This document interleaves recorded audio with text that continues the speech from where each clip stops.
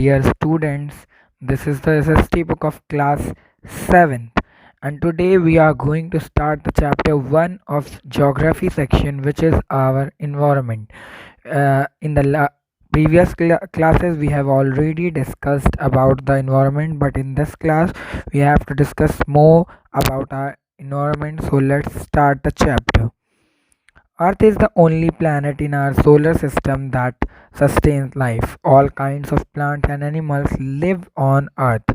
The word environment denotes the surroundings or external conditions influencing the development or growth of people, animals, and plants. Thus, we can say that the physical and biological conditions in which a living organism lives collectively make up its environment. Animals and plants also play an important role in our life. We cannot live in isolation from other forms of life because we depend on them for our food and other necessities of life. Thus, it is necessary to understand the process that support environment. जैसा कि हम सब लोग को पता है that कि अर्थ ही एक ऐसा प्लैनेट है जिस पे लाइफ पॉसिबल है।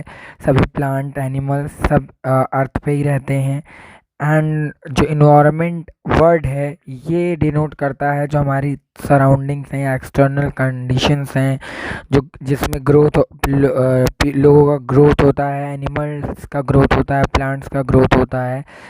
एंड इस वजह से हम ये कह सकते हैं कि जो भी फिजिकल या बायोलॉजिकल कंडीशंस हैं लिविंग ऑर्गेनिज्म की कलेक्टिवली अगर एक साथ कही जाएँ तो यही क्या कहलाती हैं, इन्वायरमेंट कहलाती हैं। एनिमल और प्लांट्स का भी रोल हमारी लाइफ में बहुत इम्पॉर्टेंट होता है बिकॉज हम उनसे अलग नहीं रह सकते बिकॉज वो हमारे ऊपर डिपेंड है फूड के लिए and we are also depend on them for some important things और some important necessities of life. जो भी ज़रूरी चीज़ें हैं उनके लिए हम उनके ऊपर डिपेंड होते हैं। एंड इस वजह से हमको ये समझना बहुत ज़रूरी होता है कि इन्वायरमेंट में क्या क्या प्रोसेसेस होते हैं, क्या क्या प्रोसेसेस ऐसे हैं जो इन्वायरमेंट को सपोर्ट करते हैं। अब हम पढ़ेंगे कि एक्चुअली इन्वायरमेंट कौन कौन कौन से टाइप के हैं एंड इन्वायरमेंट क्या क्या कंसिस्ट करता है। Land, water, air and living organism are the four major components of environment. Land, water, air और living organism चार मेजर कंपोनेंट्स हैं environment के और उनको दो मेजर कैटेगरीज में डिवाइड किया गया है। What the categories are abiotic environment and biotic environment. Now we'll discuss about the abiotic environment. It is also known as physical environment as it comprises land, water and air. ये physical environment भी कहा जाता है क्योंकि ये land, water और air को consist करता है। A change in physical environment brings about a change और लैंड, वाटर, एयर के चेंज आने की वजह से लैंड, वाटर, एयर अगर चेंज होता है then it will also affect the biotic environment. Now I will discuss about the biotic environment and we will check that how the abiotic environment change will affect the biotic environment also. It is also known as the biological environment. Biotic environment को biological environment कहा जाता है क्यों? As it comprises mankind. ये क्या comprise करता है? What it includes? Mankind, plant, animals and other living organism. Biological environment largely depends on the physical environment. और biological environment जो होता है largely वो depend करता है physical environment means abiotic environment पे. Both components of environment, abiotic and biotic are inseparable. दोनों जो भी बायोटिक और अबायोटिक कंपोनेंट्स हैं इन्वायरमेंट के ये इनसेपरेबल हैं, इनको अलग नहीं किया जा सकता। Geography studies the inter relationship between living organism and the environment. और ज्योग्राफी एक जो रिलेशनशिप होता है, ज्योग्राफी में क्या हम पढ़ते हैं that there is a relationship between living organism and our environment. Moreover, these components of environment are not static. लेकिन ये जो components हैं environment के ये static नहीं हैं. They are always changing. वो हमेशा बदलते रहते हैं, stable नहीं होते because of various processes. क्योंकि environment में बहुत से processes होते रहते हैं. Occurrence of many processes happen in environment. However, these changes may be slow as well as sudden. हो सकता है कि ये चेंजेस स्लो भी हो सकते हैं और हो सकता है ये चेंजेस अचानक भी हो सकते हैं. Now interaction between biotic and abiotic elements. अब कैसे बायोटिक और अबायोटिक एलिमेंट्स में इंटरेक्शन होता है. The biotic and abiotic elements of the environment are dynamic in nature. जो बायोटिक और abiotic elements हैं दोनों का नेचर जो है वो डायनामिक इन नेचर है. As sun is the major source of energy. Sun ही एक मेजर सोर्स ऑफ एनर्जी है दोनों इन्वायरमेंट का.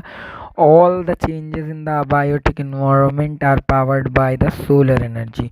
तो जितने भी चेंजेस होते हैं इन्वायरमेंट में वो किसकी वजह से होते हैं, किस एनर्जी की वजह से, सोलर एनर्जी की वजह से. The constant circulation of air and water brings about change in the climatic conditions in different seasons.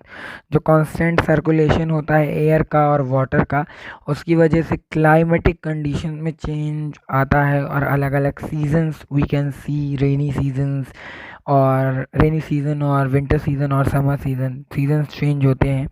These changes affect the biotic components और ये changes biotic components को भी affect करते हैं. All living organism, plants and animals, जो भी plant and animals हैं वो किस पे डिपेंड होते हैं, on abiotic environment for their food. वो abiotic environment मतलब physical environment पे डिपेंड करते हैं. It means that they are depend on physical environment for their feeding or for their food. They depend on land, air and water and sun for their basic necessities. वो land, air, water और sun पे अपनी जो ज़रूरतें होती हैं उनको पूरा करने के लिए they are depend on them. These components of abiotic environment also affect components of the also affects the biotic elements in a number of ways. और यह बायोटिक इन्वायरमेंट के जो कंपोनेंट्स हैं ये बायोटिक एलिमेंट्स को भी बहुत तरीक़ों से इफ़ेक्ट करते हैं. New species of plants and animals evolve. नए नए प्लांट और एनिमल के स्पीसीज इवॉल्व होते हैं. And if old become extinct and if old species fail to adapt. अगर ओल्ड वाले अडेप्ट मतलब वो कंडीशन अडेप्ट नहीं कर पाते हैं, जो चेंज इन इन्वायरमेंट होता है तो वो एक्सटिंक्ट हो जाते हैं, वो गायब हो जाते हैं, वो अडेप्ट नहीं कर पाते. तो सर्वाइवल अगर नहीं होगा तो they will become extinct. Human beings also bring changes in the physical environment. और ह्यूमन बींग भी फिजिकल इन्वायरमेंट में चेंज लाता है. By what process we will see now. By different activities. कौन कौन सी एक्टिविटीज़ हैं, लाइक माइनिंग करता है. माइनिंग का मतलब होता है खुदाई करता है, जैसे कोल माइनिंग होती है. रोड का कंस्ट्रक्शन होता है. एग्रीकल्चर खेती करता है. Quarrying and others. The interaction between the elements of physical and biological environment. जो इंटरेक्शन होता है फिजिकल और बायोलॉजिकल इन्वायरमेंट में, ये किस लिए रिस्पॉन्सिबल होता है, are responsible for all variation.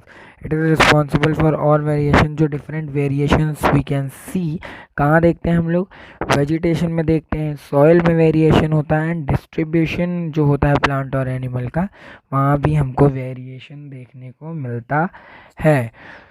So students, that's enough for today's class. Now we'll discuss the next topic, which is biosphere, in the next class. Till then, goodbye and take care. Stay home, stay safe. See you all in the next class, and don't forget to subscribe my channel. Thank you so much.